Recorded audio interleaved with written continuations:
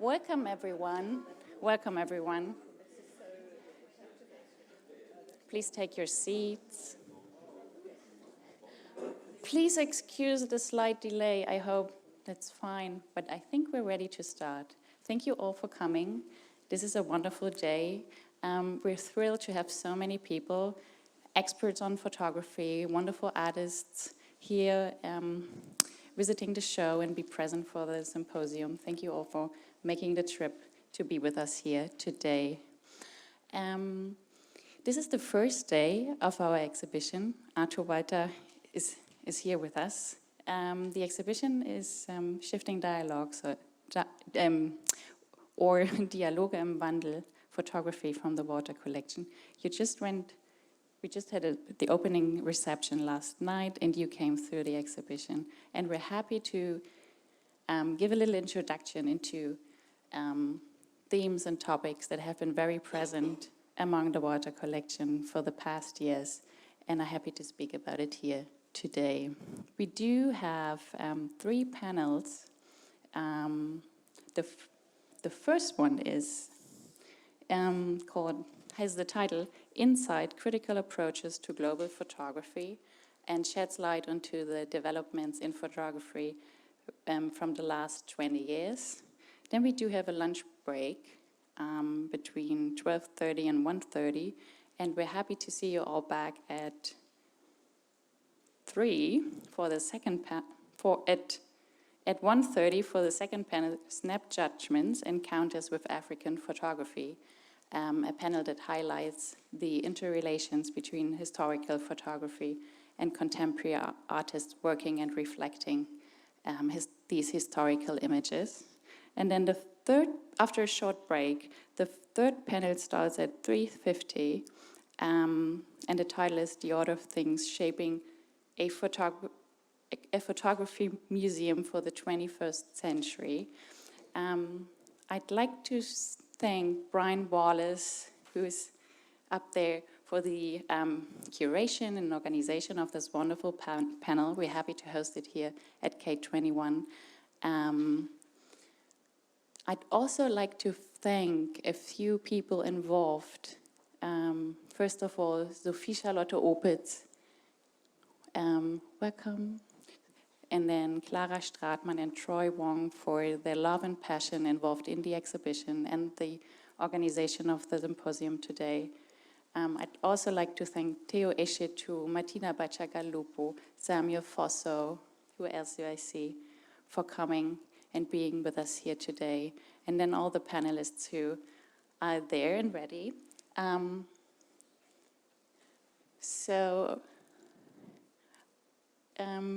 I'd like to hand over to Renée Musai, and she present a few welcoming words, and then we're ready to start with the first panel. Thank you so much.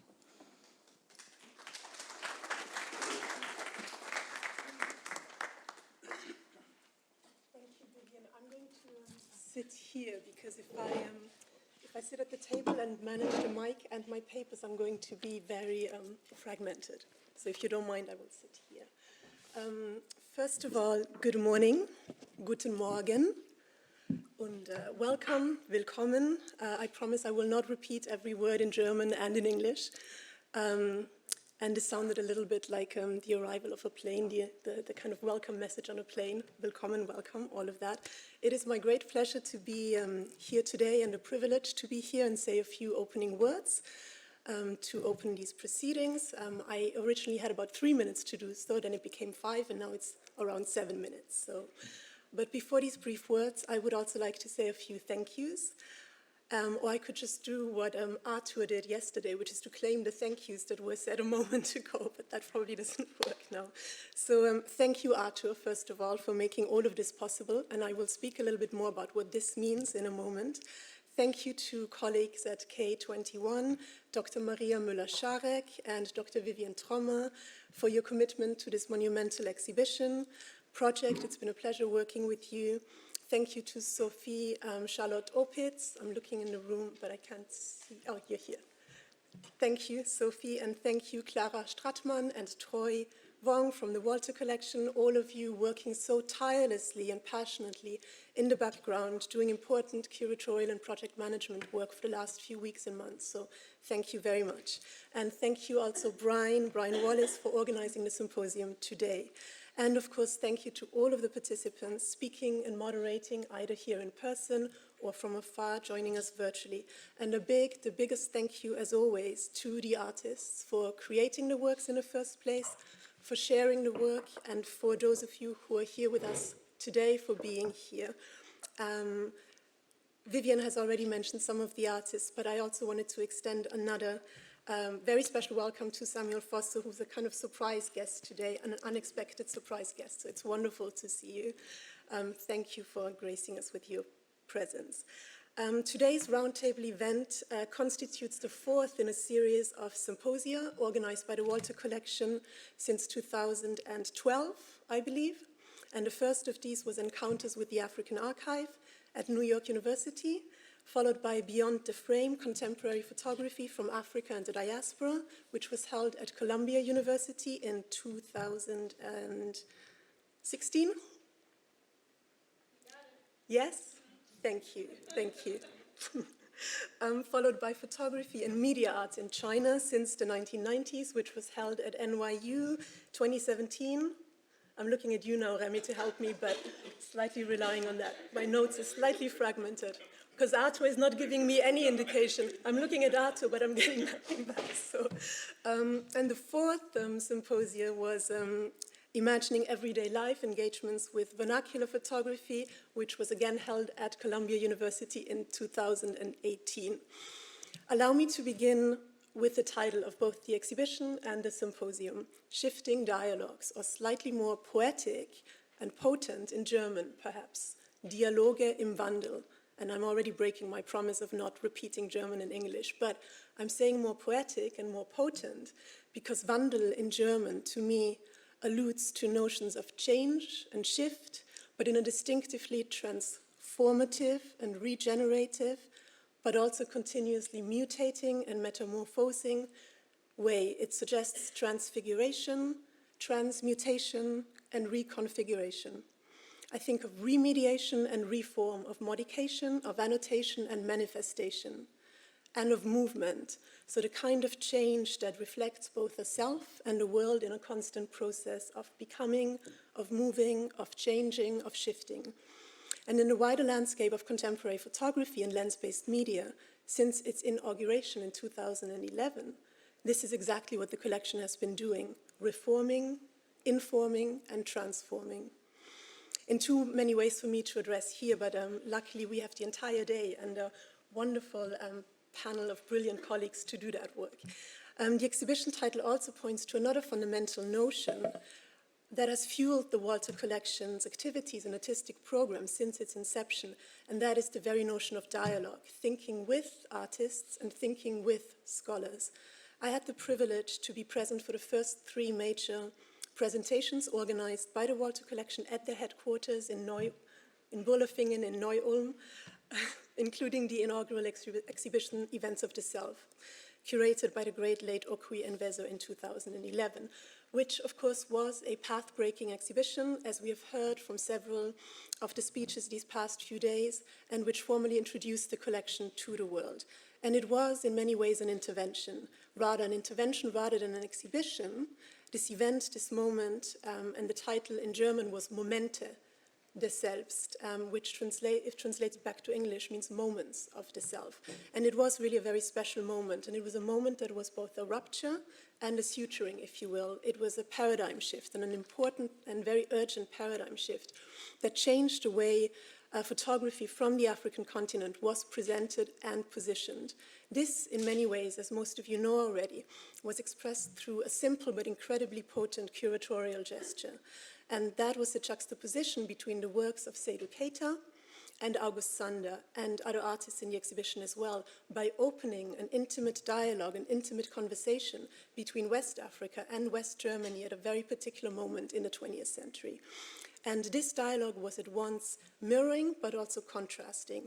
And those juxtapositions enabled us to look at these photographers' works outside the contextual straitjackets, if you will, outside of reductive, unimaginative, often isolating frameworks that art and photography from the continent is so often still placed in, conscripted to, one could say.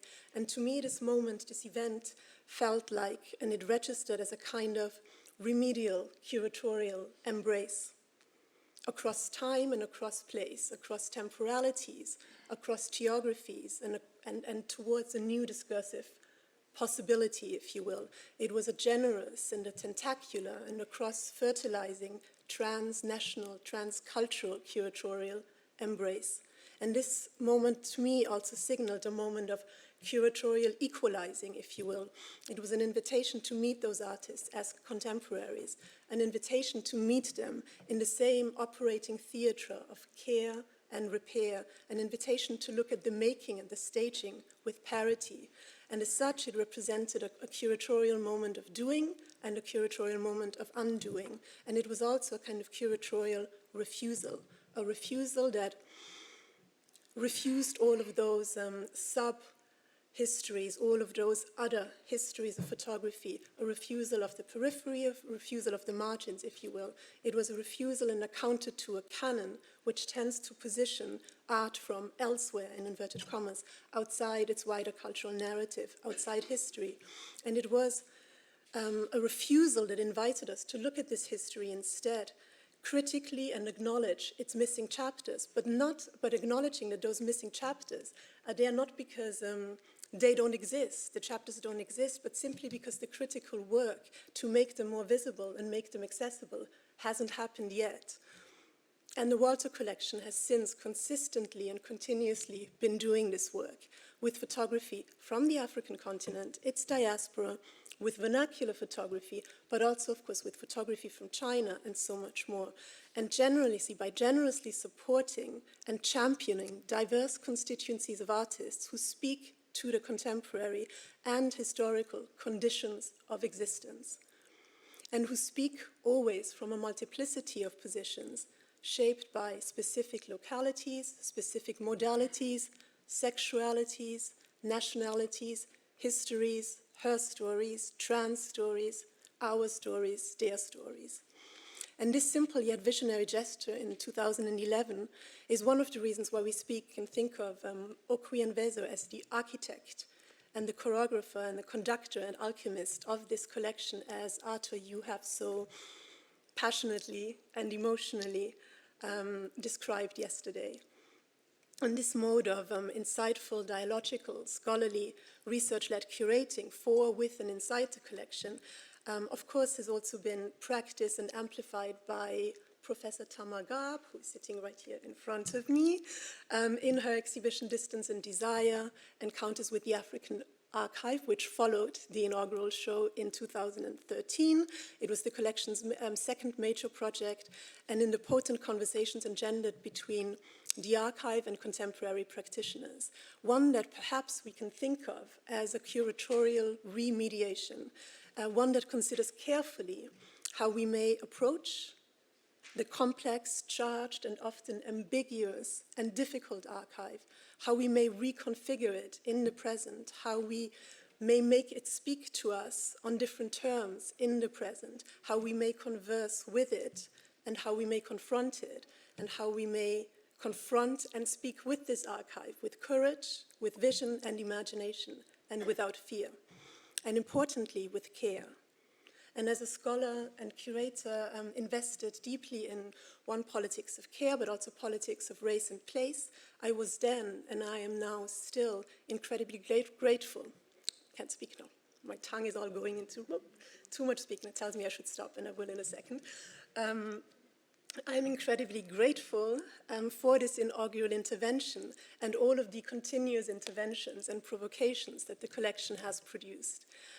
The photographic, curatorial, time-traveling possibilities that the collection has offered us so generously and so successfully and so evocatively and so profoundly, but also, of course, so collaboratively.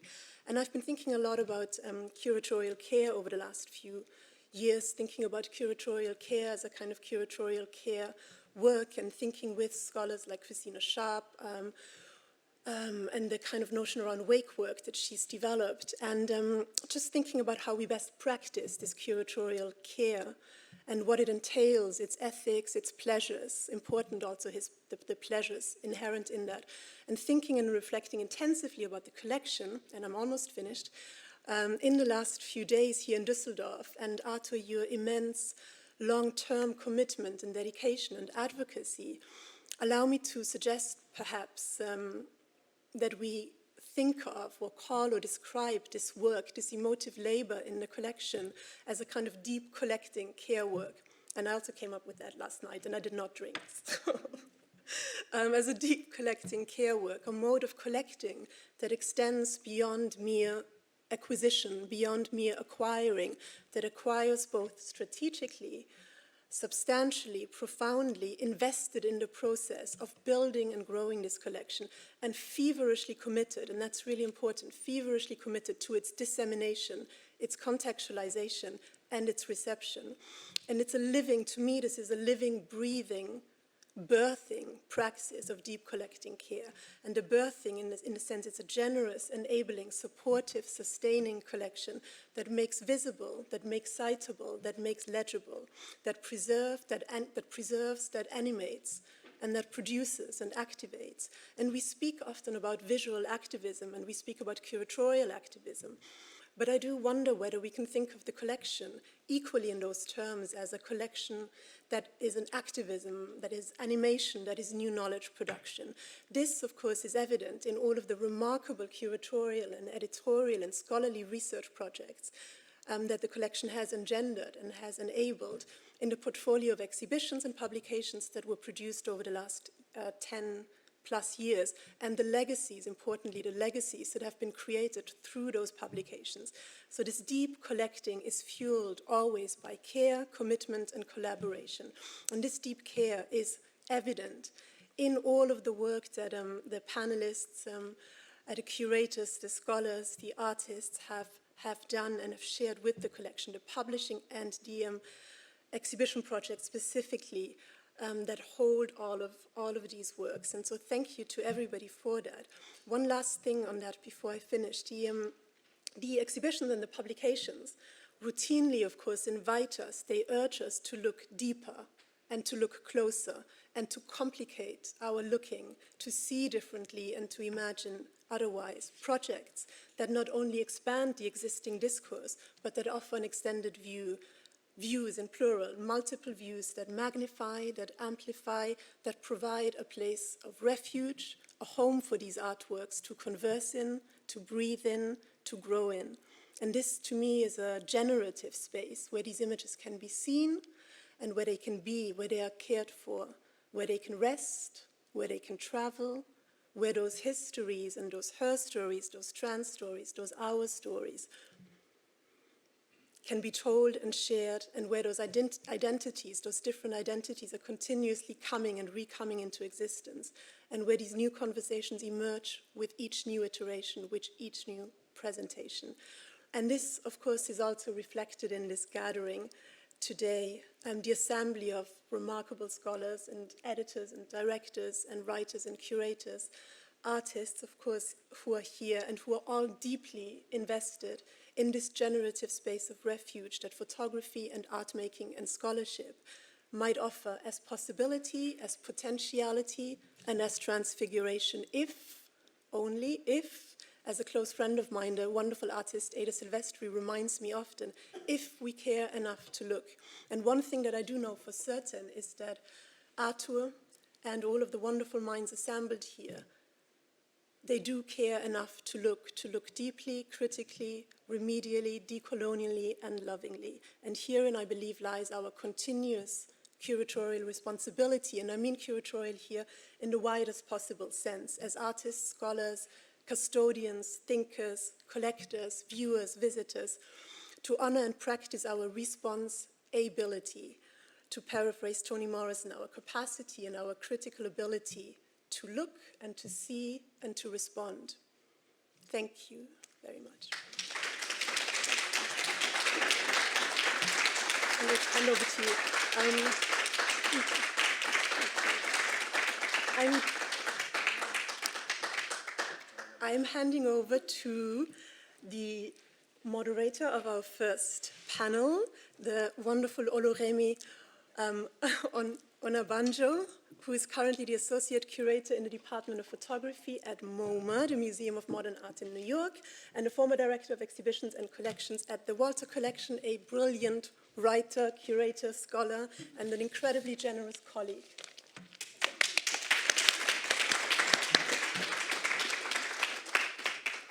Testing. Thank you. Thank you, Renee. That was so beautiful. What a wonderful way to start off our day of proceedings. I'm going to invite my fellow panelists to come and join me at the table before we start.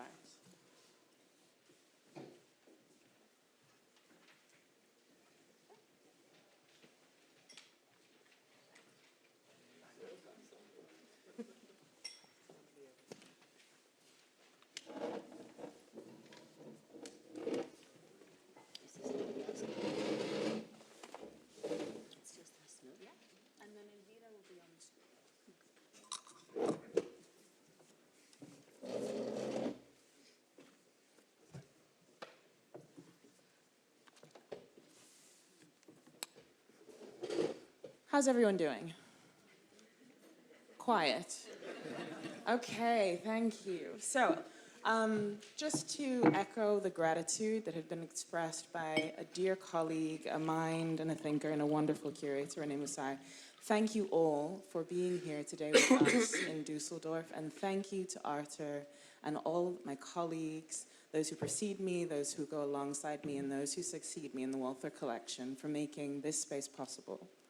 So, the core title of this panel is Insights, Critical Approaches to Global Photography, and it riffs off the 1996 exhibition Insight, African Photographers 1940 to the Present, which took the Guggenheim and New York by storm from the 24th of May through the 29th of September 1996, curated by Okwin Wezor, Claire Bell, Danielle Tilkin, and Octavio Zaya.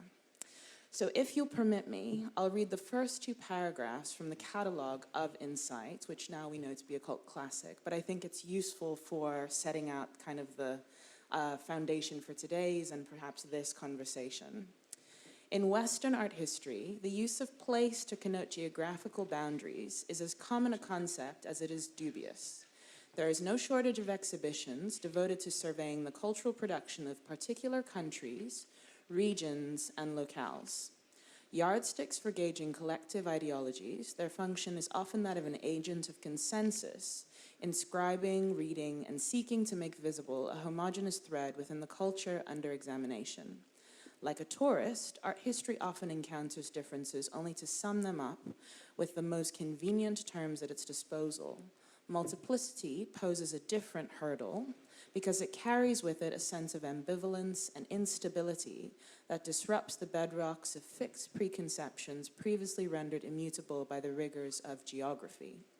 A pervasive differentiation between the subject, which is power, and the object, which does not, underlies all Western art. Its very language is structured by active and passive modes of looking.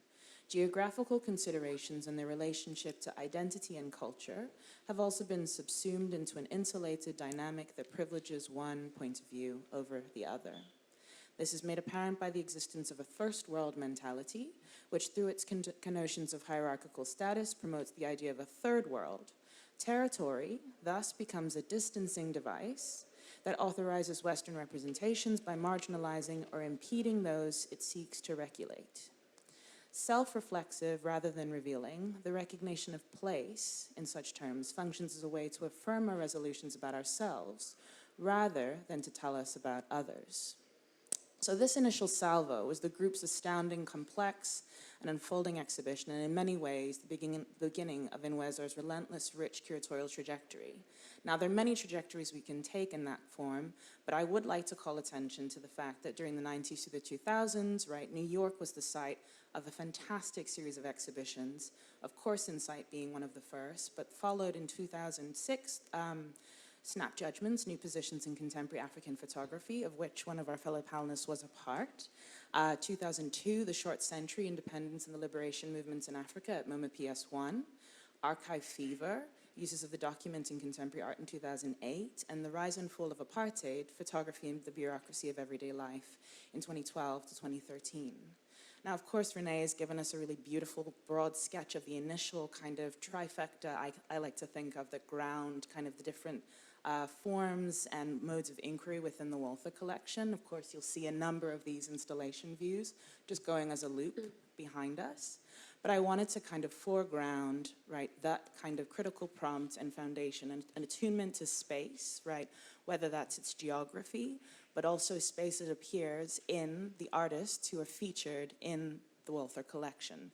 So I think also echoing Renee, the privilege here today is not only to think alongside and with our scholars and our curators, but also to think alongside and learn from our artist colleagues and friends.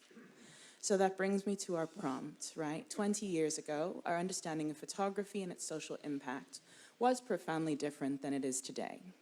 Rapid shifts in digitization and communication technologies, coupled with critical reevaluation of Eurocentric and heteronormative modes of modernist photography, a big part of which was, right, shaken up by insight. Curators, artists, and scholars have developed different methodologies to attend to the possibilities of the photographic medium and its global scope. So the hope is to have this conversation be something that allows us to kind of get into how the Walther Collection is enfolded in those histories, and itself was something that helped to kind of explode prevailing expectations about how the globe appears in photography and vice versa. So I'm going to, stop talking in a moment. But before I do, I want to introduce the panelists who are joining us today. And of course, many of these faces are familiar to you all, but for those who you are not and you don't love them yet, you will by the end of this session. I'd like to start with Martina Bagigalupo, who is in the center. After studying literature and philosophy in Italy, then photography at the London School of Communication, Martina moved to Burundi in 2007. And while working for an NGO in 2011, she accidentally discovered the discarded image fragments of East Gulu Real Art Studio, manned by resident studio photographer Obel Dennis, who made passport photographs by cutting the client's faces out of full-length portraits and discarding the rest of the prints. These faceless nurses, soldiers, farmers, teachers, and business people, students, mothers, children, provide us a cross-section of Gulu society. The resulting project was a 2013 exhibition at the Project Space and a project book with title, but in some cases, so much more. Followed by Theo Eshetu on the far right. Selfishly, I'm fortunate to have not only worked at, but currently work at institutions where I regularly see, live, and learn from Theo's work. Of course, through the works that we see here in the Walther Collection exhibition space, but also his video work, and of course what we have on the second floor at MoMA. Theo is a video artist, born in London to a Dutch mother and Ethiopian father. His childhood was spent between Ethiopia, Senegal, Yugoslavia, the Netherlands, and Italy. And this multinational background speaks to the complexity of identity for him, but also for our increasingly globalized world. His video work manifests in various ranges and formats, but also moves into the documentary and experimental films, video art installations, and photography. And then Christopher Phillips, who is the closest to me. He's an independent scholar based in New York City. He teaches a course on the history and criticism of photography and media art at the Tisch School of the Arts in New York City. From 2000 to 2006, he was a curator at ICP. And over the past 20 years, he's organized a number of exhibitions, but the one for which I worked very closely with him and learned the most, I would say, is Life and Dreams, Contemporary Chinese Photography and Media Art. So I would ask, and then of course, Elvira has joined us, beautiful. Last but definitely not least, the vibrant Elvira Dianganiose, who's a curator and writer based in Barcelona, and in July 2021 was appointed the director of MACBA, one of Spain's most prestigious art institutions. Since 2018, she was the director-in-chief curator of the Showroom in London, and she has been the artistic director of a number of fantastic international festivals, organizations, and curatorial becomings and encounters. She's also one of my role models, I must say. So I think first, is that love? I can't see you, but I hope you feel it. Should we shift it a bit? No, it's okay. Don't worry. So I think maybe to open us up, I will really just start with a really general prompt and ask for each of you to speak to it, because I think your perspectives are so markedly different but complementary, which is, how did you first encounter the Walther Collection, and what did it mean to you in terms of a terrain of photographic practice, expression, and curatorial work? And we can go down the line. Starting. Yes, absolutely, Christopher. Okay. Sorry? Christopher, and then Okay. we'll move down. Okay. And this should be 2 minutes, 4 minutes? I think as much as you feel you can go in depth, and you can expand as you wish. Okay, I will try to restrain my time. I worked at the International Center of Photography as a curator from the year 2000, when Brian Wallace invited me to join the team that he was putting together there. And I stayed there until 2016. And almost immediately after arriving at ICP, I met Arthur, who was one of the board members at that time, and we discovered we knew some people in common who had strong connections to Chinese contemporary art. I had just started traveling regularly to China in 1999 and was extremely enthusiastic about what I found going on there. And Arthur expressed a lot of interest in keeping abreast with what I was seeing there, and he grew increasingly enthusiastic over the next year or so. And in 2001, we traveled together for the first time to Asia, and as I recall, went to the Yokohama Triennial, the first one in 2001, and then headed on to Beijing, where we had the pleasure of meeting Ai Weiwei, and then to Shanghai, and met Yang Fudong, and both of those artists were extraordinarily generous with their time and introduced us to the local friends and artists that they thought we should know about. And as I remember, we got stranded in Shanghai because 9/11 came along, and it was impossible to fly back to the US for a week or 10 days, so it gave us a lot of time to meet a lot of artists in Shanghai and go to a lot of good restaurants. Arthur had already started collecting at that time. He clearly saw something in the work that we were encountering in China that struck a chord with him. He really made a concerted effort to educate himself as quickly as possible. I think he waited a year or 2 years before he really started making any substantial purchases there, and by that time he had his own perspective on the works that we were finding in China.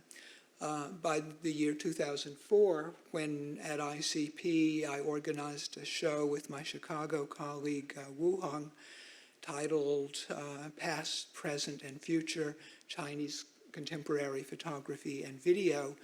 By 2004, Arthur had built his Chinese collection to the point that he was one of the 2 leading private lenders to the show.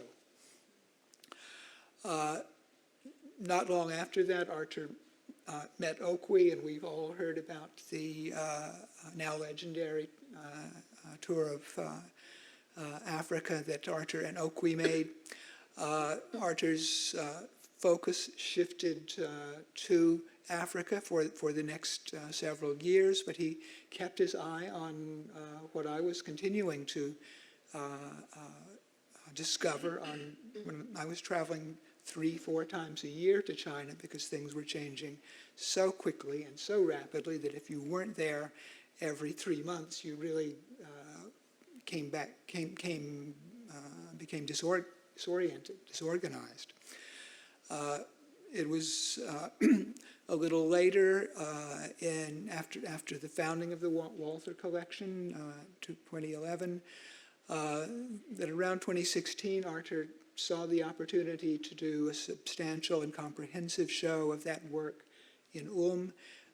We built up to that by doing a year's worth of programming in New York that you were very much involved in, highlighting some of the Japanese and Chinese works that Arthur had acquired in his moments of looking away from Africa.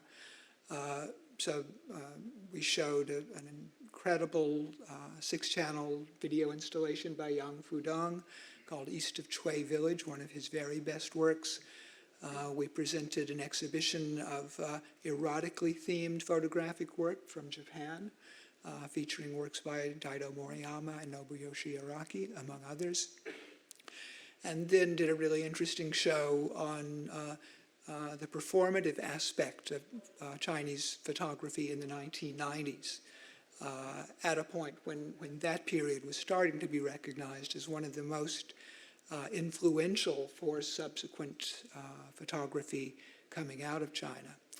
And that all led up to 2018, when, as you mentioned, we did a comprehensive show of Chinese works from Walther's collection in Ulm called Life and Dreams, with a 400-page catalog that some of us worked quite hard to put together in a very short period of time. And that show, I thought, was a smashing success.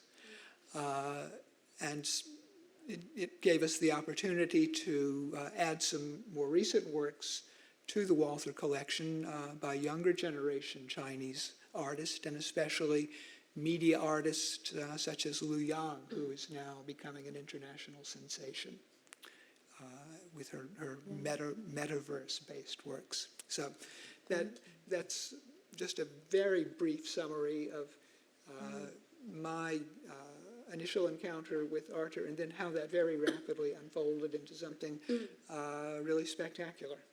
Thank you, Christopher. That was so generous. I think, Martina, you offer a really beautiful juxtaposition, because we have here, right, a long-term relationship between a curator and a collector, and your work is work that had been shown in the project space, but also in various iterations of it. So maybe you could tell us a little bit about how you were thinking about the work that ended up being acquired into the collection, and what your initial conversations or encounters with Walther in the collection were.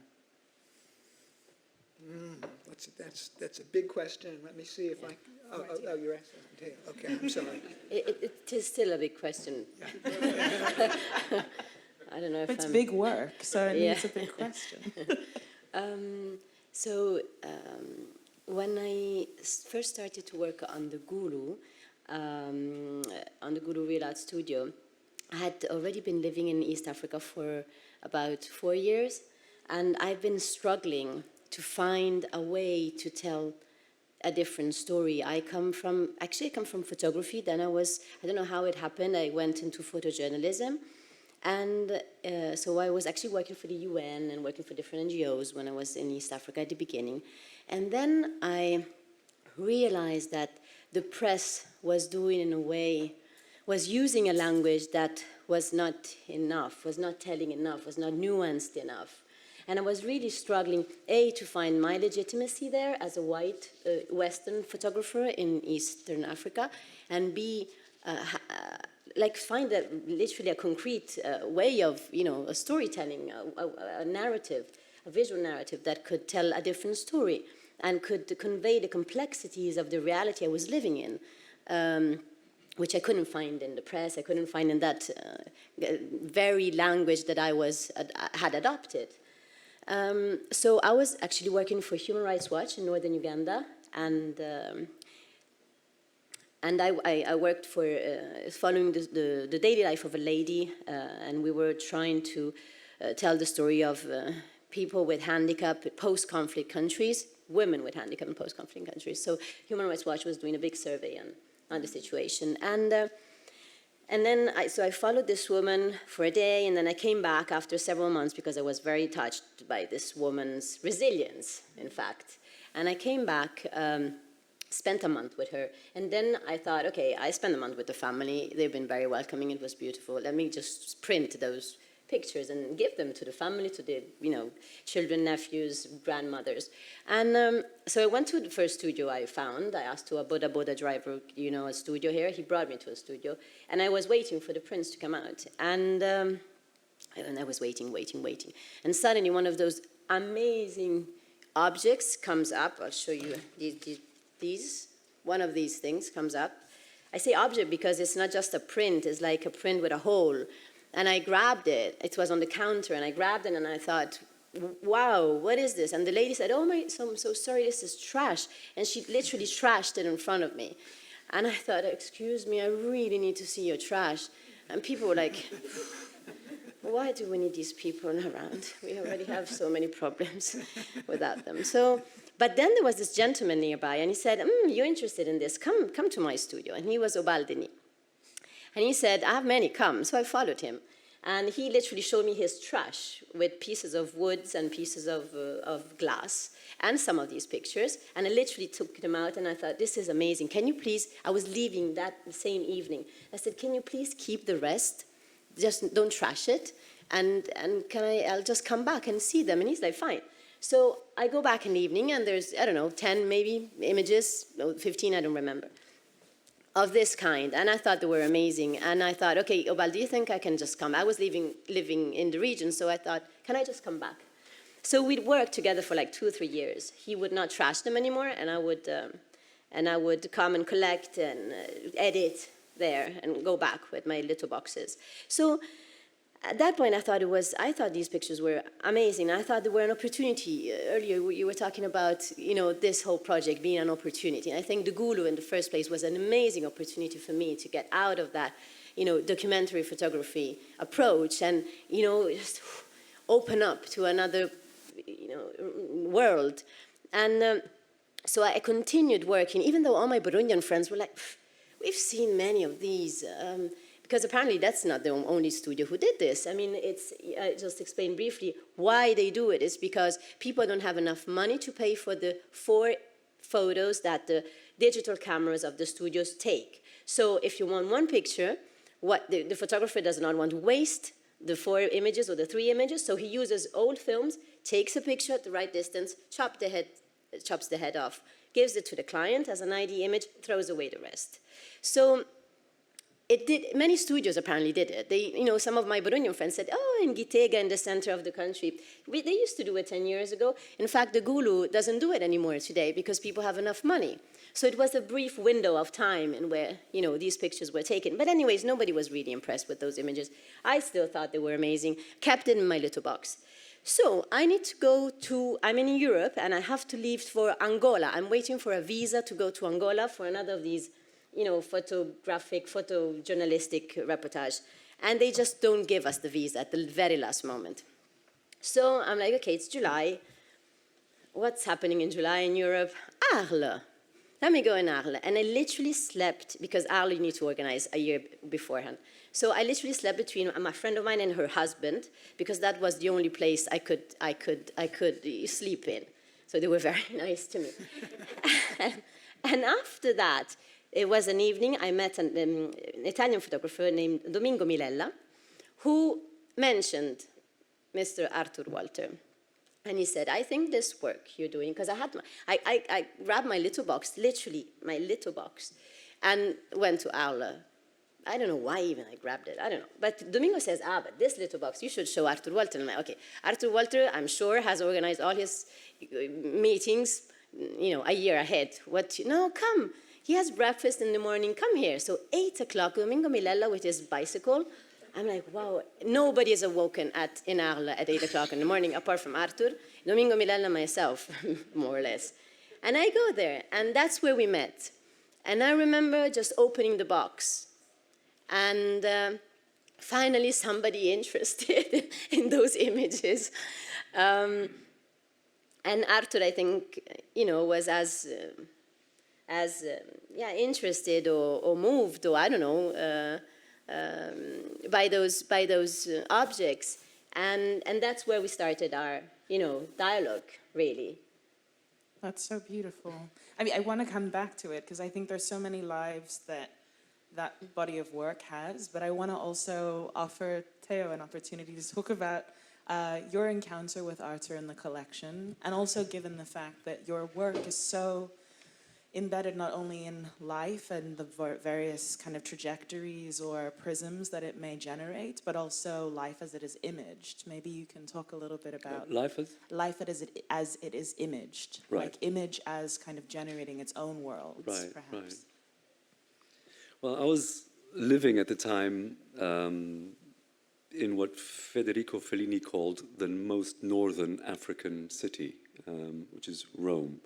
And in Rome, I guess he called it that because there isn't what we know in Northern Europe as a kind of culture of contemporary art.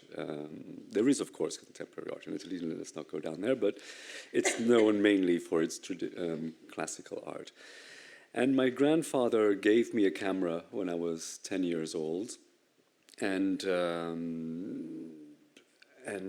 we went to Pompeii and I took a picture of one of the bodies there, and I think that sort of marked me from then onwards, totally unconsciously, in the sense of just acting instinctively with a camera became what I ended up doing constantly, relying a lot on instinct instead of on reason, relying a lot on personal experience rather than theory of any sort. And so what there was, so to thank my grandfather many years later, for having given me the camera and having launched me on the career, I decided to make a film about him. Now, of course, this is maybe many, many years later, but as a kind of a thank you present, I made a film about Ethiopia and my grandfather as a celebrated Ethiopian historian. The story underneath that film was this relationship between childhood memory and television images. Television images showed war, hunger, famine in Ethiopia, but my memory as a child had evoked in me at least a very different image. So the idea was to go visit my grandfather to say thank you, learn of my history in the tradition of African storytelling that the grandfather imparts his culture on the grandson, and then just sort of play with this relationship between memory and representation. And it's in that situation that a friend of mine that I was staying with said that he's going to Mount Zugwala with his anthropology students. And I said, oh, I want to go with you. I didn't ask what goes on in Mount Zugwala. I didn't ask anything. He just said that, and I said, I'm going with you. And I did have bronchitis at that time and really shouldn't have been going outdoors, let alone camping on some mountain somewhere. But what drove me to do that, again, was just some kind of instinctual connection with memory and childhood and something which is unknown within myself, I guess. And that is that in a family album that we have at home, the only picture that is in the album of my parents and myself, in other words, before my brother and sister were born, but as a trio, is one picture in this family album where my mother, with very delicate calligraphy, wrote "Trip to Mount Zugwala." And it's a picture of us having a picnic on Mount Zugwala. So when my friend said he's going to Mount Zugwala, I thought, well, let's go back there and see what's going on. You know, it was very as simple as that. Of course, in my own work, I had been interested in anthropology, in comparative religions, in other subject matters beyond video, so or subject matters where you could inquire on the self, basically, psychology and things like that. And so then there was the experience on Mount Zugwala, and that's the first video that Okwi saw. In fact, it was I had thought that I hadn't gathered enough images because there were very few. I mean, we were there one night. I had, as I said, bronchitis, and I don't have any actual recollection of being there. So I had some footage, and I thought, well, you know, I was making films at the time, and it didn't seem like enough footage to make a film.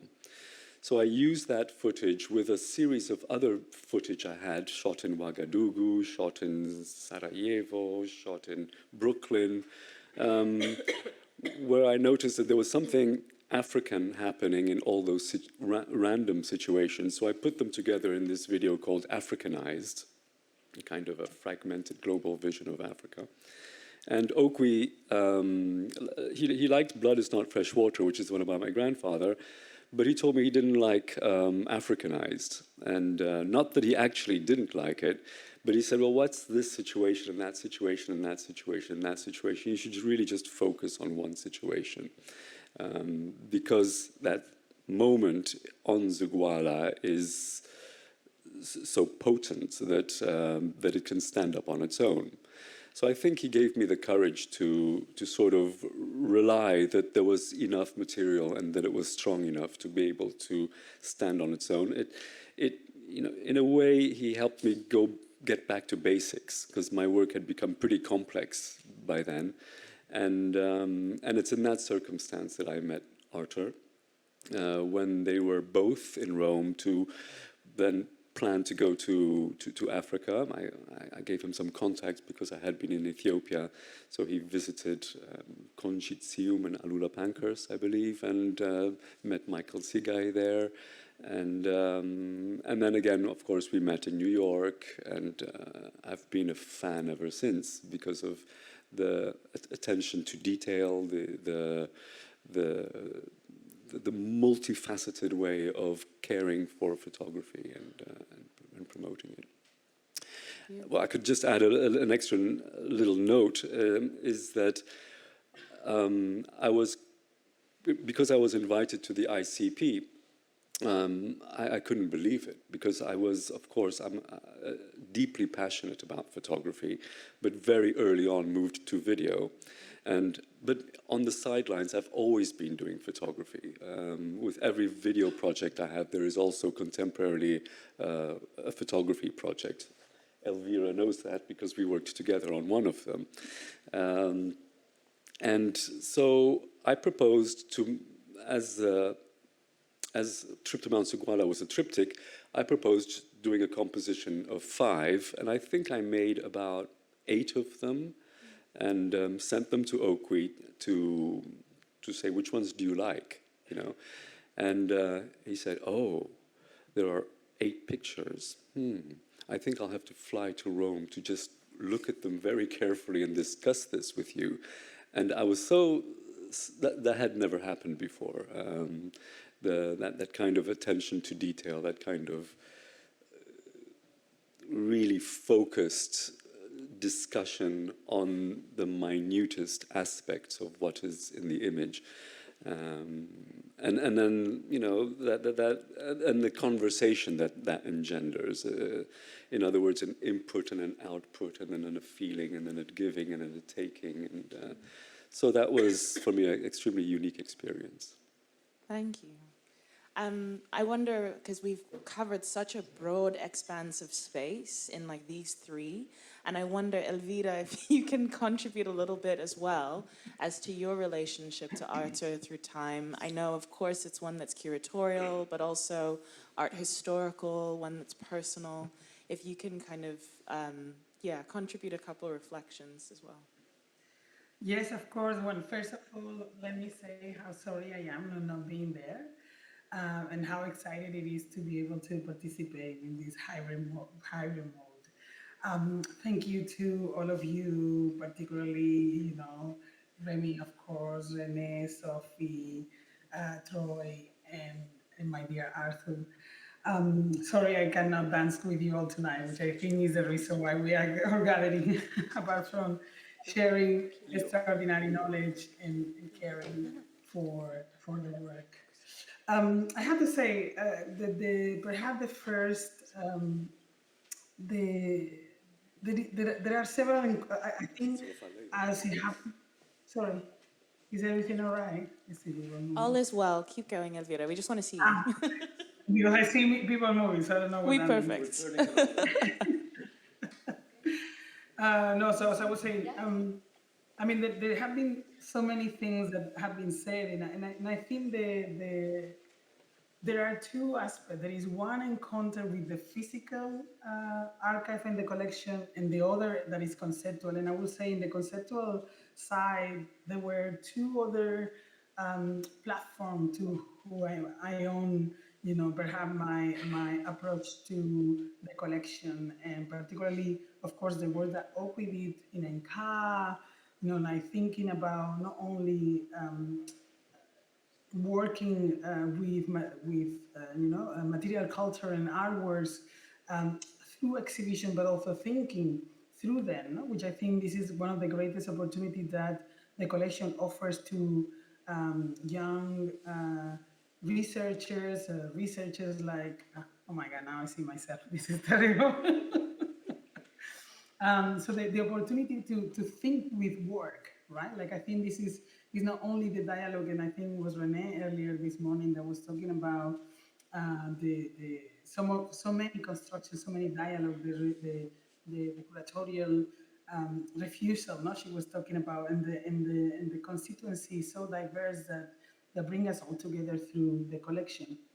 But particularly, as I say, one for me is the encounter that one engage with physically, which I will speak in a minute, but the other is conceptual. And I remember clearly the conversation with Okwi, Salah, and others through platforms such as NK, but also through Atlantica. No? You cite Insight earlier in your presentation, Remy, and I have to say, like the work that Ottavio Saya did after his brother Antonio Saya were very, very critical to me to understand also what was happening at a global level with African art, and how, as you also said, exhibition making was a way of intervening. And I think this is one of the crucial understanding of the collection for some of us, is how that signify.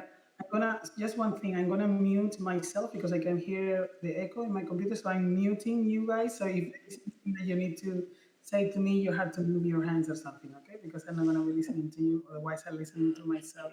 It's very weird. So as I was saying, there is the platform, the collection as a platform to engage with this photography, with the artists in a critical way. Some of these artists I have already encountered, particularly the youngest one. Some others I admire, no, like that I. You mentioned Samuel Fosso earlier. That was the way that some of these critical understanding of art making, photography, storytelling, but also social portraiture, right, come to us, no? Through the work that people like Okwi, but also, as I was saying, Ottavio Saya or Antonio Saya through Atlantica. Now, these platforms that were something other than just an exhibition, something other than just an intervention. And what Okwi and Arthur said that then to establish is this understanding of Africa as an episteme that wasn't understood as such until then, right?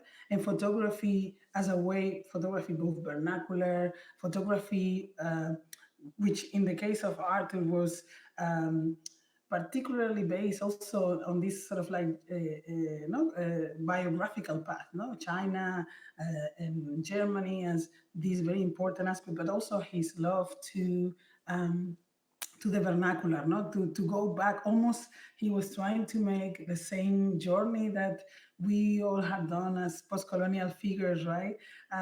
Through an understanding of who we are, no? And it was beautiful that in a way he placed his trust into Okwi to understand also Africanness as something that he could embrace as a collector of art and photography in particular from other parts of the world, no? And particularly from Africa. So that's kind of that conceptual complex and beautiful and poetic engagement with photography that also, of course, he himself had mentioned his interest, his little studio, no, when he started ICP as a patron, like all these things that one share.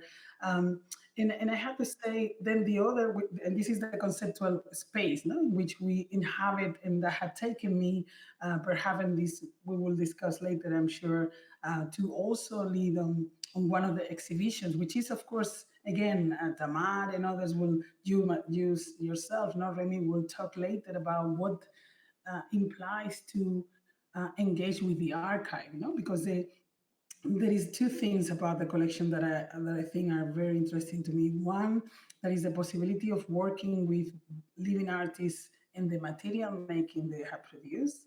And the second is that it's an archival process, right? And it's about exhibition making as much as it is about photography. So that sense of how exhibition takes a particular a significant role in this is also important, but also how, for example, in my case, when I work with Arthur, Sophie in particular, and the collection for the exhibition that we did last year at Círculo de Bellas Artes as part of Foto España, was also that sense of still intervening, no, in the cultural politics of Spain, and particularly in that festival that, although have presented figures like Samuel Fosso, for instance, no, hasn't paid the attention, I think, African photography or photography produced for artists and photographers from Africanist diaspora deserve. No? So there is this conceptual panorama that somehow was always an incredible companion. No? And I had to say that we have been, Arthur and I, in conversations, I think that since the first time that I met the collection properly, no? That I went to Ulm and understood what it meant for him personally. I think this is also some of the aspect that I think is important in this collection, how much of devotion and personal engagement exists, no? And also that makes you understand differently what it means institutional building from that perspective, no? How there is a sense of I would say, no, generosity in the making of that project, and a stream dialogue. No, you were, Theo, mentioning the attention to detail, no? And I would say there is part of that. Again, to the poetics, no, that Martina was talking about. Nobody was listening to me. I think it's also like these lost causes that attract Arthur so much. No? But I went to see the appropriated landscape. That was the first show I saw in Ulm. And I had the immense privilege of visiting it with Arthur and spending time in Ulm with him and learning so much about what it meant for him, that endeavor. At the time where there was nobody else there. So it was very interesting to, and I think that have made possible this very personal connection also to the material and to him, obviously. I send all the love. But again, no, this is, I think these two moments of what it means for somebody to take on this initiative, and what at the time we're perhaps also thinking as we could, no? In so many cases, Martina, you were talking about the legitimacy that you had to, put forward when you were working in your project, no? That like how what it takes to develop and take a position, right? As an institution, as an individual, to build an institution of this sort, no? To generate a project that somehow is not only about who you are, but it's larger than what you can even imagine. No, I think that's the one of the critical aspects of this. No, that overcome who we are, that have created an incredible and extraordinary network of individuals. No, those of you that are in the room, but also the artists that are part of each and every word that is collected. I think I will leave it here for the moment, but I will say, no, these two encounters are, for me, no, the conceptual as part of a larger panorama, but also the personal and the physical engagement with the archive. Thank you, Elvira. Yeah. Yeah, I mean, I think a lot of what has been said is really great in terms of giving us a wide range of positions that can be taken up within the context of the collection.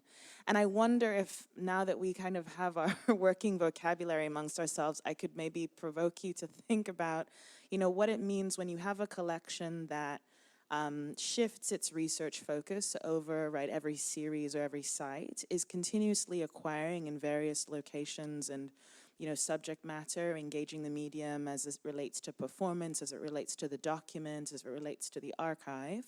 What happens to the intervention that such an institution proposes, right? I think for me, I wonder, and maybe this could be a way for us to talk a little bit more about Gulu, is if our working frame is right, that the collection is centered by 4 propositions, right?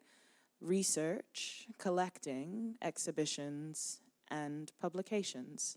Those are the 4 activities that it continuously does, whether, right, the focus is under the purview of Tamar Garb, whether it's like through the threads that Corinne de Seren offers us, whether it's what you have proffered, Christopher and Elvira, as well as the late Okuin Wezer, and my colleagues and myself. You know, if those are our methods or ways of moving through the world, what does it enliven? And I feel like a really great case study for that is how Gulu Real Studio operates, right? Because maybe, and you can give us a little bit more as to what that relationship with Arthur and the collection meant in terms of Gulu having a project space exhibition, but also the publication and onwards. Yes, I think, does it work? Yeah. Yes, I think this relationship gives a lot of lives, different lives. And as Elvira was saying, it just goes well beyond what you have thought, what you have expected, what you could even imagine, really. So the first thing we did, I think, was the book. We started working on the sequence, and I was actually interviewing the clients of the Gulu Real Art Studio. So, you know, we kind of needed to wait for that to take place, and then we started selecting and decided, and, you know, Arthur decided to show this in New York, and that was a huge moment for the Gulu work, because it kind of really opened it up. I mean, really, from that little box that nobody really was believing in much, anyways, to New York. And, you know, I remember that beautiful, we were talking about it with Brendan last night, that beautiful double spread page on the New York Times, which, you know, kind of gave it its a different space, a different, even a different meaning, you know. Each time it lives on a publication, you know, Steidl did something, we did something with him that the New York Times did in a very different way. You know, it's kind of different audiences. It just talks to different people and kind of lives again and again.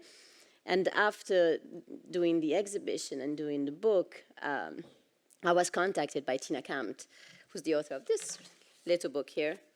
It's tiny but huge. And you know, she gave, again, it lived again out of me, because Tina kind of reinterprets the story of Gulu through her own prism and her own take on history, on the world. And I thought it was very, very close to her. You know, she was one of the, you know, her book is called Listening to Images, and I think it's a very interesting way of putting listening instead of seeing as a lower frequency of seeing. She says, you know, instead of listening to words, she talks about a hum. A hum. There's no meaning, apparently. There's like a vibration. And for her, there are certain images that need a very subtle capacity, and you need to be tuned in order to be able, I think it goes back to that care. I really think that care is necessary, you know, that kind of time, the time that Arthur took to look at these images, to think how, you know, can they be shown, how should they live, and the time that, you know, a series of people, including Brian Wallace during his exhibition, and Tina, you know, writing her paper, took, again, giving the Gulu different, you know, each time a different life, a different variation in a way, and you know, allowing me to learn different aspects of this work that I had not really even thought about. And although this low frequency, the necessity of tuning this low frequency in order to be able to understand the resilience that exists in certain groups of people who have no other way to counter power but by minusculous, you were talking about minusculous things, a gesture, a color, the position of a body, the dignified position of a body, although it's in all these small, tiny little things can easily be overseen. I think it's Tina saying in her book that she walked in the project space and she suddenly tuned in for some reason. Was it the space? Was it the images? Was it the two? Tuned in that frequency and suddenly said she understood a archive she was working on that for her meant, she said it didn't mean anything. I didn't think it had any importance. I don't remember the name of the archive. It's a portraiture. But she said it was a kind of plain portraits. They didn't mean anything to me. And in fact, it's the only part of that archive that she kept in her paper. Because she said, then I understood. I kind of, tune in is the only word that comes to me. Like, and I was able to read, to see, or to listen to those images. So I think it happened to me the same, this tuning in.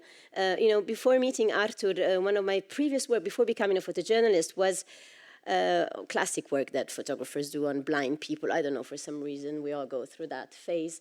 But the name I gave to that series was Pianissimo. Pianissimo is the collection of a poet that has been an inspiration for me, the 19th century Italian poem from my region. And Pianissimo is also an indication of how to play music in partitions. Pianissimo. So when I was reading Tina's work and I thought she's talking about frequency and about minusculus and about those tiny little things through which you can read history in a different way. It just resonated very deeply, and it taught me a different way of interpreting this work. So I'm very grateful to, as Elvira was saying, to be here with you and to discuss. It's a great privilege with the time we have, with the minds you have, with the insights you give us. It's a beautiful way to understand more about our own work. Yeah, I was actually going to invite Theo if you had some reflections. When Martina was talking a little bit about, an attunement to the really minuscule aspects, both in the research and the making of the work, as well as its formal composition. I thought this would be a really great way for us to hear a little bit about the changing relationship you've had to your practice as well. I mean, the trouble I have is I've been making videos and photos for so long that I'm not quite sure which phase of my life to sort of point out or start from. That's the problem of getting old, I guess. But I think if there is a common thread, and if there is a theme that I think is the most,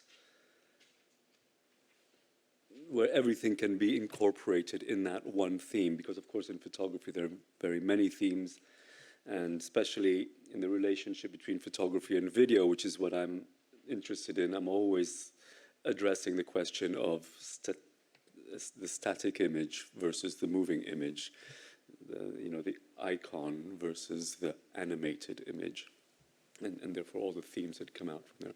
But if there is just one theme that would be the most all-embracing, I would say it's the invisible, paradoxically. In other words, those things that point to the mind, which can be pointed at through images, which are nothing to do with what appears, is, I think, the most significant thing that there is in photography. And I think that in its different forms, I would say that even this is sort of about the invisible, isn't it? I mean, it is, I think, what makes photography and video making interesting. Not those things which appear and the various forms we could give those things that appear, but the fact that they point to something which is beyond the appearance. And I think that harks back to Renaissance art, where that was, of course, a very big theme. It points to ideas of spirituality, which can be recorded, but their visible aspect is really not the most important aspect of it. It can point to psychology, it could point to self-reflections in ways that can have a visible manifestation, but really are about that which cannot be seen. I mean, a project I did with Elvira, to bring her back into the picture, Elvira, is a project called Blood. And blood referred to, in the case of this particular book we worked on, the idea of blood as a signal of war, or blood as a signal of kinship.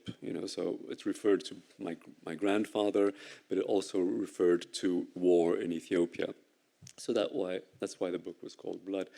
But in that book, the photographic approach was to, I'd for many years been exploring the relationship between the moving image and the still image, therefore naturally moved to video stills. And in the Blood project, what I did is I was taking the very, very prominent photographic concept of the decisive moment, that precise moment when the picture occurs, when the ability of the photographer is to be in tune with the stars and the moon and capture everything happening in that precise moment.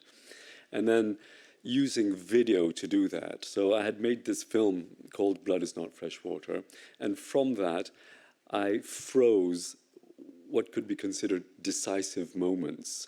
And there were decisive moments where you might not see it, because in the flow of the video, you wouldn't necessarily see the dissolve from one image to another image. It would just go from one image to another image. But by freezing that moment of the dissolve, which is technically invisible to the sight, and then creating a still image, which is a decisive moment out of that, so it's creating a decisive moment out of a flow. I would say that that's something that video allows us to do in a remarkably easier way than photography, and so yeah, I was just playing with that.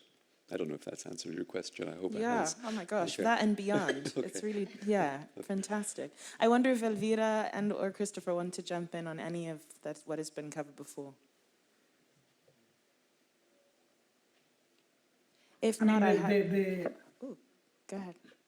Sorry, can you hear me? Yes. No, I was thinking now, would you say, I was trying to remember where we were going through the moments of the practices. I was trying to remember your first point, Remy, in relation to these two, because I feel like you had talked about care and the invisible, no? And I think that is one of the virtues of the collection, not only to go back to bring back visibility onto elements that need such care, no? And to think about how there is aspect of what it means, again, exhibition making as per bring something to life and bring something to a stage, no? And I wanted to think about, like something that perhaps we haven't paid so much attention, which is thinking also on your taking on the global, no? Like thinking about how Africanness, no, and the way that we conceive Africa in relation to the collection is critical to understand the newness that he brought to the vision that he brought to the collection, no? Which was not to consider it geographically, but to consider it as a conceptual point of departure, no? And I feel like in some of the things that has been said, this idea, no, of this paradigm, no, in which Africanness is something no other than the attention to the production from that side of the world, or the attention to a theorization from that side of the world, but also all the radical engagement with theory and aesthetics that come with that inversion. So I feel like there is something about this way in which, the way that history has been traced through the world, both what has been eventful, no? In the case of what now was Theo, in both Martina was saying, no, like, or even Christopher at the beginning of his response, no, like there is something eventful about a photography that then reminds part of a historical narrative, but there is also something uneventful, which is all the invisible aspects that are behind that photograph, that are behind the taking, what it takes to make the work, that are behind to also just to go back to the Guru project, to what is left out, no, as the remains of some sort of action that in a way are pointing to also economic, cultural, in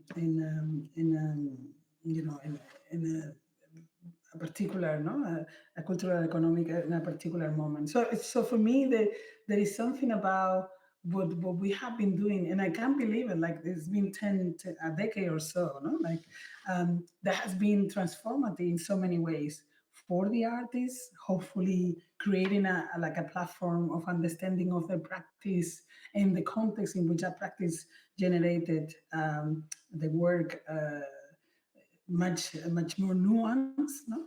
And when you were talking, also I felt context is so important to me, no? So context is really what we have been doing, no?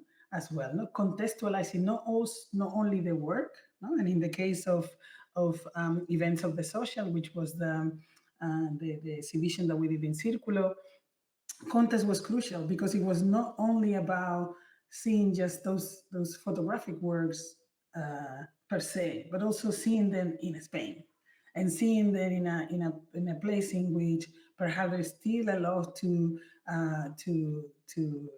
work on for understanding what Blackness in its own right can help us to reflect upon in relation to our own life, not our own everydays, our own spectacular, but also our own individual quotidian world. No? So there is something about that relationship with the intervention that you also mentioned earlier that for me are critical. No?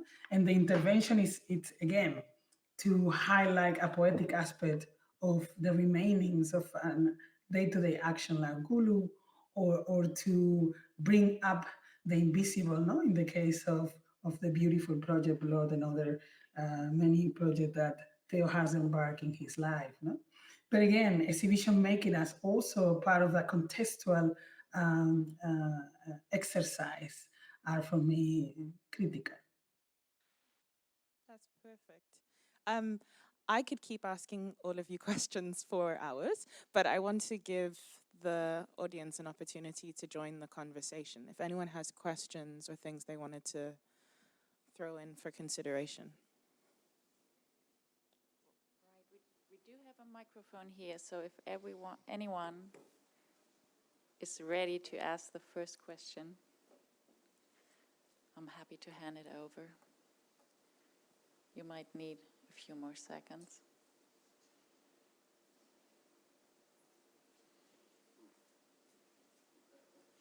There we go. Breaking the ice. My question is very stupid. What is photography according to you? To you, all of you, you're all photography specialists. So I wonder if when you're saying photography, you're all talking about the same thing. So I'd like you to enlighten me and tell me what is photography. Is that Simone? Yes, it is. No, it's so funny because I didn't mention Revenue as a platform, but it was also very critical. That I have to say, like, photography and print photography, because for instance, for someone like me studying in Spain before the 90s, I mean, I had the luxury to be at the camp when you did the first shows on El Tiempo de África, so many others, no? Africa Today, I don't even remember, El Otro País, no? There is something about photography, no? But photography reproduced in the journals. I had to somehow make a call for what that meant for people like me that couldn't travel at the time, right? Like and and how and later on I had learned, no, that for instance, I think in Revenue for you, but also the publications, no, I forgot to mention this earlier, but you mentioned Remy, no, like research, collecting, exhibition, and also publications as a platform. So I just want to I don't even know how to say that in English, but to claim the space that photography had, particularly photography in printing material, in periodicals, for some people that couldn't travel, no? As a platform to engage with a particular with particular paradigms, theoretical paradigms, aesthetics. That was for some of us, no, the the birth of many things, right? And the possibility of engaging with a world that was completely far away, but to which we can only feel identified. No? And I think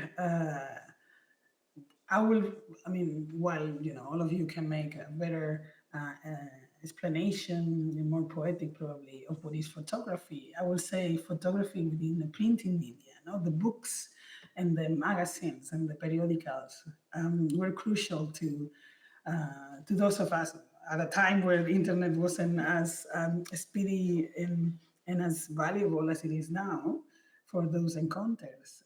Those magazines, Revenue, Atlantica, Inca, no? And some books were critical for us to understand not only photography. And I'm not a specialist in photography. I always say that I am not. To better understand who we were within the context of this incredible field of cultural production.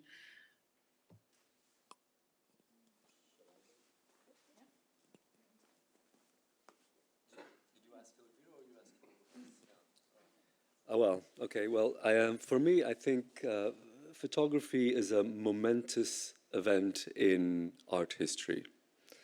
I say that because there has been a certain pursuit of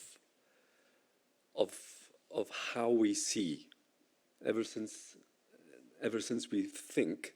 We are wanting to express what that seeing, what that consciousness is, and photography. Well, photography is a momentous shift in that, because before then there was painting, and painting was this attempt throughout its history to imitate eyesight, with various themes, whether eyesight is important or not important. So, for example, that ambiguity in religious art was the ambiguity between something which is a narrative, which is represented as if it's visually real, because the image, the painting, imitates the eyesight. And then through the evolution of art, I think there's been this constant approaching of how is it that we see? And that act of seeing was always done through a translation by the hand. The incredible invention of photography is that it was done by a machine and not by the hand anymore. And what's so incredible about that is that it adds a new theme to this, or it doesn't actually solve the problem. In other words, the way we see through a photograph still does not resolve the problem of how we see. It still remains an enigma, because what it does is okay, let's just say, it's about stopping time and using light to create an illusion of reality. So in other words, that reality that's represented with photography, which everybody was convinced, now we finally see things the way they appear, it's not that. In fact, what photography lets us realize is the illusion of appearance. And therefore the story continues, and from that we get to movies, the sequence of photographs, those still moments, which in their sequentiality create motion. Edward Maybridge comes to mind, of course, but the whole invention of cinema, and all this happened in California, so it all happened at that frontier of photography meeting motion and Hollywood then being born out of that, is again a way that we could understand ourselves maybe, but it's still, we understand each other and ourselves through the creation of an illusion, through the creation of an artifice. And I think, and of course then television comes into the picture where we are eluded even more that what we are seeing is real, because you could put the camera on, you could see the image, you could see the person, and you know, you could say there's the person and there's the image, giving us yet a closer impression that what we are seeing is real. But I would argue that even in video, it is again a total artifice, because we don't know what's left out. We don't know how it's contextualized, how the premise is based. And therefore, I think in this way of thinking, photography represents a very, very it's the birth of modernity, photography, isn't it? It's because it's the first time that, well, not the first time, because there were camera oscuras used, but it's somehow, it's a birth of something, isn't it? Yeah. There is another question. You. Okay. I see. I'm sorry. We're only scratching the surface of this very philosophical question. And the question, it really is philosophical. It's like asking, what is writing? What is literature? But I think we're like the blind people trying to describe the elephant here, and I'll offer, I'm very much on the same page with you in terms of what you just explained, but I'll try coming at it from a different direction. I would suggest that photography is a form of image making, usually, but not always, involving a camera, carried out by individuals or sometimes by machines for an extraordinary variety of purposes, and capable of being distributed almost instantly around the planet. Should we take two? I suggest we take two more questions and then put them together. And do you, Martina wants to answer? Yeah, Martina should answer the question. Yeah. So we give. I wish I didn't need to answer the question, really. Thank you for that. What is photography? It's the best possible excuse to be here together with you guys and have this discussion.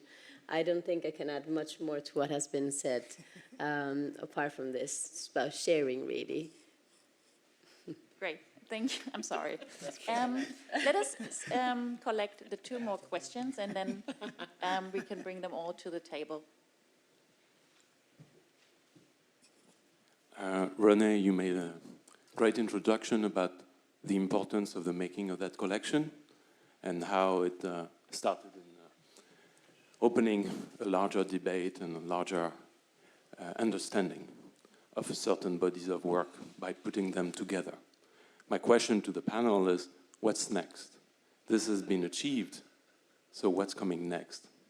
For the collection, but for the topic.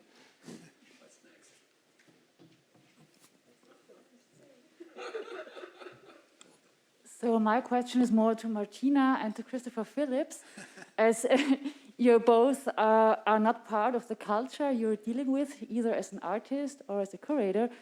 What strategies do you have to avoid reproducing kind of colonial gestures by taking up objects, as Martina, she found in the trash bin in the local photo studio, but also as a curator? What are the strategies? I would be very much interested in that, also being not really a curator, but a museum director. Yeah.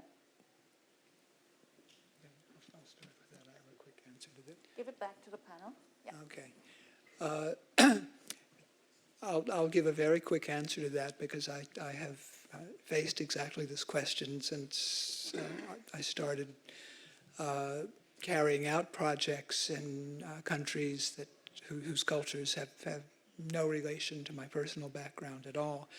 And what I have found works most successfully for me whenever I'm organizing an exhibition, I try to work with either curators or artist from that country or that region, and we really are mutual interlocutors. We're constantly questioning our premises and trying to come at the same subject matter from very different angles and just see if that works and makes sense, and to point out each other's blind spots. And that has kept me out of a lot of trouble. And also, it's like self-education. That's a very good question. And it goes back to what I was saying earlier about legitimacy. So I've been questioning that since the day I arrived in Bujumbura in 2007, the first time. I think it's a difficult answer also, and I think it's a long process. What helped me personally was exactly what you were saying about sharing with the people you're working with and really being on the same exactly the same levels, having the exact same intellectual power, to develop the project. And that's what we've been doing. Obal Denis, it was not by chance that he saw me in that studio and he offered to come to his studio. Obal studied in London, engineering, nothing to do, but he had also the kind of perspective, like the Western perspective, and he understood what I was trying to do. So we had a really nice relationship, both of us, working together and, kind of sharing whatever came out of the project we did with Arthur. At one point he needed material for his studio, for instance, so we bought, new material for the studio, and that, it's again like opening things for me as a photographer, for him as a photographer, from a logistic point of view, from a philosophical point of view. So I think the time you spend with the people you're working with and the care, go back to that, the capacity to listen to each other is key in that kind of in these situations. I think there's no other secrets really. My only option at one point was to leave and, not to do anything. I thought that's wrong. That's also wrong, It's not because you're a foreigner that you don't have a legitimacy, but the process is long and the care must be even, it has to be has to drive the work, really, at every step. And we're talking about minusculous things, that kind of minusculous care for gestures and for the tone of the voice you use to express things, to ask questions to people, to approach them. It's very, very, very delicate. And, you kind of, in Italian, you say you walk on eggs. You have to be very careful. And I think if you're going to smash some of these eggs, for sure, but at least you tried your best to respect and to work in on the same level, really. Obal is a friend, and we're still in contact. He sends me pictures of his kids, and we, it's. I think that's quite essential. Yeah. And to answer the second question, you want to answer the second question? What's next? That's another good one. I mean, if I may be so bold, I think only Arthur knows what's next. Yeah. Look, what the way I see this is a collection, can be static, and it can continuously develop. And I see a collection as an archive, and it's actually then making this archive available. And so whether it's static or continuously developing, by bringing different curators, scholars in to look at that archive in its broad way, new connections, new ideas, new thoughts are developing. And I think that's what we have been doing, and that's what we would like to do in the future. Not to take your last word, Arthur. I'm not. I don't know if I can add something to what is next. Can I? Yes, of course. Thank you so much. No, so I wanted to say two things that because I think the question was for the collection, but also for the field. Is that right or not? Yes. Okay. No. So because I want to say something that I think Arthur, we had talked about this, but correct me if I'm wrong. And in a way, perhaps it is possible part of the future, no? Because one of the things I was asked this question when I was in Spain, and I said with the show, and I said that for me one of the thing that would be very interesting is seeing other artists engaging with the collection, right? Like we have seen what curators can do with it, with what writers and art historians can do with it. But I thought that, oh, how will be, how interesting will be to have artists from other disciplines engaging with this material, engaging with, as you were saying, Art, to the archive. And then also, of course, I was thinking in something that Open Weser said, I think it was in a panel discussion in NK, where he was talking about the different sort of exhibitions, and he talked about the mega exhibitions or the collective exhibition, thinking about how they have a grammar and a language of their own, and that in a way that serve a purpose that is larger than, like just addressing a regional. And I think, we have proved that this is not only about Africa, it's about something else, or about Africa photography is about something else. And I was thinking that how important has been the collection to make available for other people in the world the work of individual artists that are now more and more presented in their own right as a photographer in individual exhibitions, but also as well how you have offered a platform for critical writing and deep engagement with other ways to address not only photography, but also other theoretical issues or anecdotes of histories that surround the work.